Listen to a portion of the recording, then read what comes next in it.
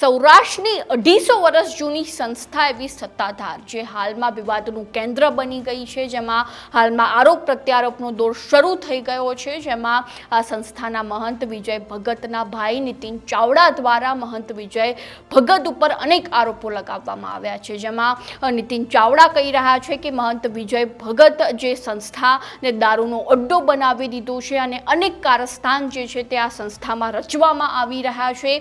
તેવા આકરા નિવેદનો જે છે તે નીતિન ચાવડા દ્વારા આપવામાં આવી રહ્યા છે। જ્યારે બીજી બાજુ અનેક સંતો અને મહંતો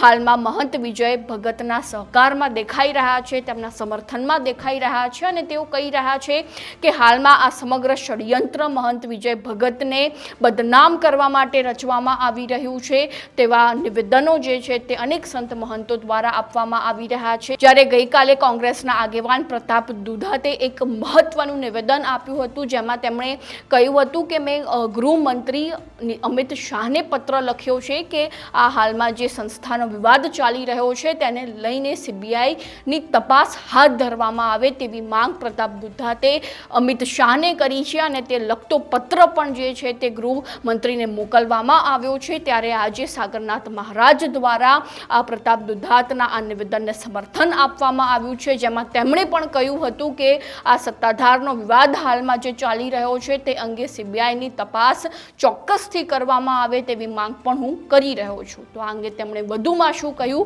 તેમની પાસેથી જ જાણી લઈએ। સત્તાધારમાં જે વિવાદ ચાલી રહ્યો છે એમાં આપણે એક વિડીયો મૂક્યો હતો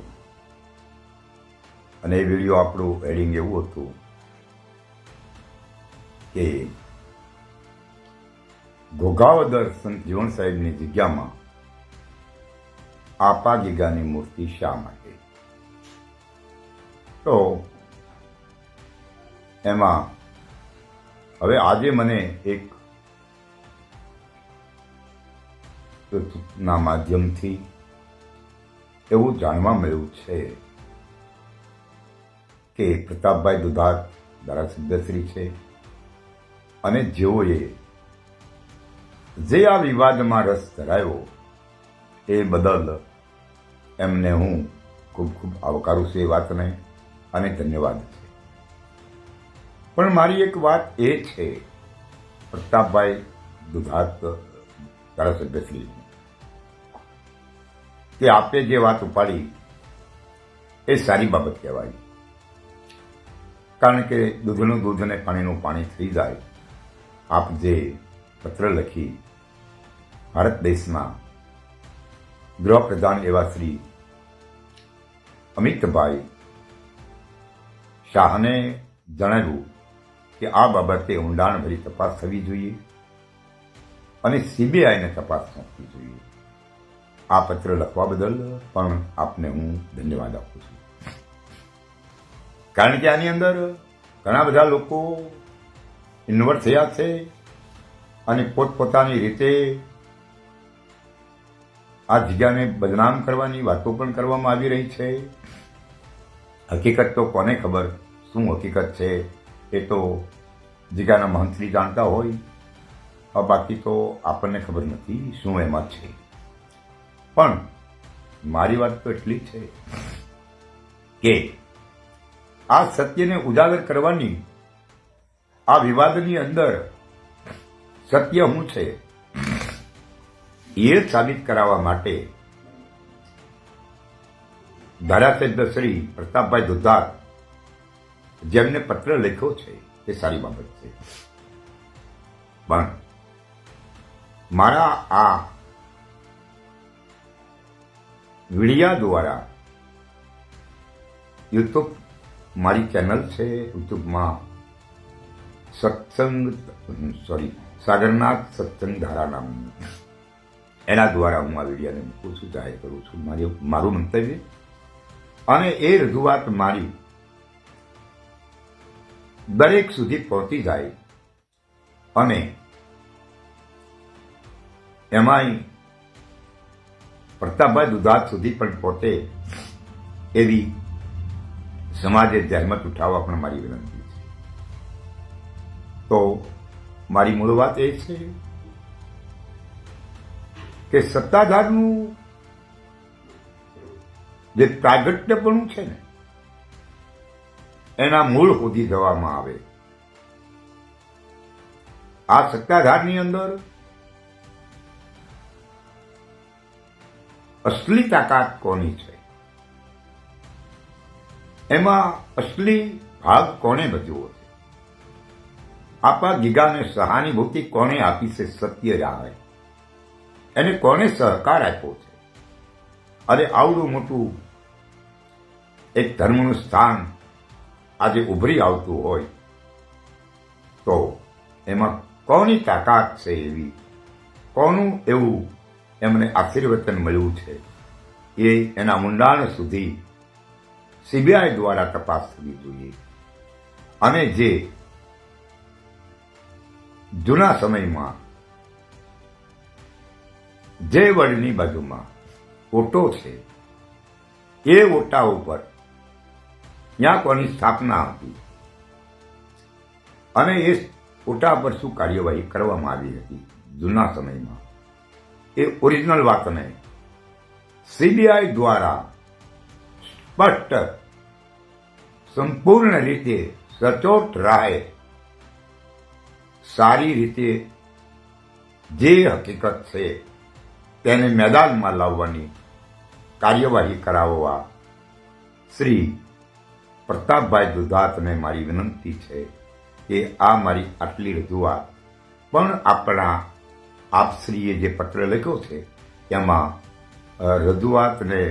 સામેલ કરાવવામાં આવે અને પછી સત્ય જે રહ્યું ને એ બહાર આવે કે આમાં હકીકત કોની તાકાત છે, કોનો આમાં ખરેખર સહકાર છે આ સત્તાધારને આબાદ રાખવા માટે. ધોનીધર મહાપુરુષ કોણ અમને મળેલા છે આપા ગીગાને, અને આપા ગીગાનું અસ્તિત્વ કોણે સાબિત રાખ્યું છે, એ અસલિયત સાબિત કરાવવા માટે દુધાત પ્રતાપભાઈ ધારાસભ્યશ્રી જે ભારત સરકારને પત્ર લખ્યો છે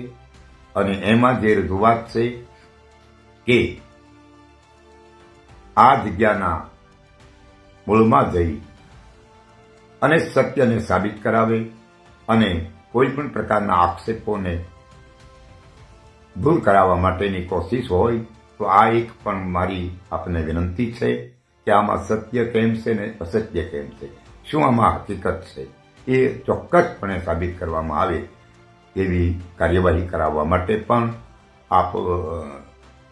ભારત સરકારને એક સૂચના અથવા વિનંતી મારા વતીને કરવામાં આવે એવી આપને મારી વિનંતી છે. કારણ કે આજે લોકોની દ્રષ્ટિમાં જે દેખાય છે તે સત્ય છે કે એનાથી કંઈક જુદી વસ્તુ સત્ય છે. હકીકત બેમાંથી સાચી વસ્તુ શું છે? કારણ કે પૂર્વે આપા ગીગા જ્યારે સામાન્ય હતા ત્યાંથી માંડી અને એમનું જે અસ્તિત્વ પ્રગટ થવા લાગ્યું એમાં કોનો સહકાર મળેલો છે, એમને કોણે સાથ આપ્યો છે, એમને કોણે આ રાહ ઉપર આબાદ કરવાની સત્યની રાહ બતાવવામાં આવી છે, એવા કોણ પુરુષો છે, એ સત્યને ઉજાગર કરવામાં આવે એવી દુધાત પ્રતાપભાઈ ધારાસભ્યશ્રીને મારી વારવાર વિનંતી છે કે આ મારી આટલી રજૂઆત ચોક્કસ ધ્યાન ઉપર લે અને એ ભારત સરકારને આ રજૂઆત પણ મોકલે અને સત્યને સાબિત કરાવવા માટે ચોક્કસ કાર્યવાહી કરાવવામાં આવવી જોઈએ. અને કારણ કે આજે સત્યની વાત રહી નથી, આવું ન કહેવું જોઈએ મારે, પણ ન કહેવું પડે છે કે સત્તાધારની અંદર જે વાત સત્યની જે રહી એ નથી રહી. ફક્ત ને ફક્ત અહીંયા પરચાની વાત ચાલુ થઈ ગઈ છે. હવે પરચા અને પ્રમાણની વાત જે રહી ને એ સંતોની ગતિમાં નથી, સંતોની હારમાળામાં એવી વાતો નથી. સંતોની વાત તો છે કે તું કોણ છો, તું ક્યાંથી આવ્યો છો, તારે શું કરવું જોઈએ અને તારે શું ન કરવું જોઈએ. આ વાત સંતોના મતની છે અને એ વાત આજે સત્તાધારમાં ક્યાંય દેખાતી નથી. તો આ બાબતે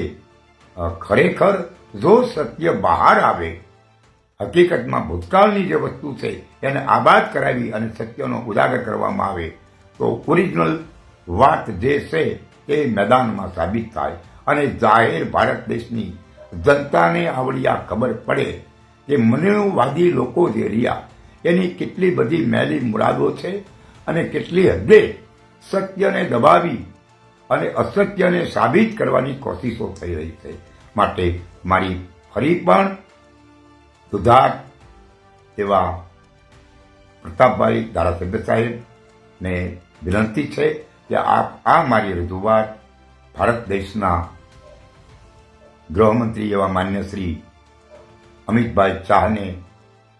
મળે અને આપ મારી આ રજૂઆતને પણ ધ્યાને લઈ આપના લેટર ઉપર લઈ અને રવાના કરવામાં આવે અને આ મારી રજૂઆત છે એમાં સીબીઆઈની જે તપાસ તમે માગી છે એમાં આ રજૂઆતને પણ સામેલ કરવામાં આવે અને પ્રથમ તબક્કાથી શરૂઆત અહીંથી થવામાં આવે એવી મારી આપ ધારાસભ્ય શ્રી તરીકે મારી વિનંતી છે અને આ સત્યને ઉજાગર કરવામાં આવે તો ઘણું બધું એનો ખુલાસો થશે કે હકીકત શું વાત છે અને શું હકીકતે વાત નથી. અને આ વાતને સાબિત કરાવવા માટે હાલ હું દરેક જનતાને કહું છું કે આ વિડિયાને એટલો શેર કરો કે ઠેઠ અમિત શાહ આપણા ભારત દેશના ગૃહપ્રધાન શ્રી સુધી પહોંચી જવો પડે કે જેથી કરી અને આમાં એમને રસ પણ જાગવો પડે કે આનું સત્ય કંઈક છે તો એની ખોજ કરવી એ જરૂરી છે. આટલું કરાવવામાં આવે એવી જનતાનો પણ હું સાથ માગું છું.